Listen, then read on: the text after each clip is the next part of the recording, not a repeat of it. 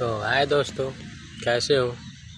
अभी से यार 2-4 दिन पहले ये जो है विवेक सिंह है, ये आया था। ये कुछ उल्टा सीधा बोला था हमारे खेसारी भैया के बारे में, अखिलेश भैया के बारे में।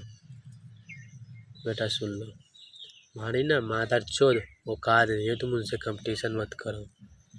उनकी तो बात छोड़ दो यार, जिस दिन आ गए ना देख लेना, लपेटे में आ गए तुम्हारी माँ चोद दूंगा, मादर चोद।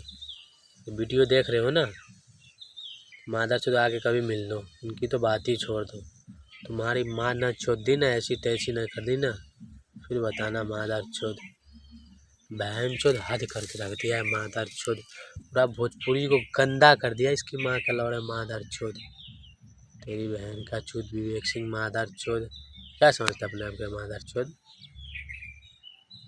तेरी बहन का लौड़ा, आज यो मादर चोद काट दूंगा, काट तेरी माँ का लौड़ा।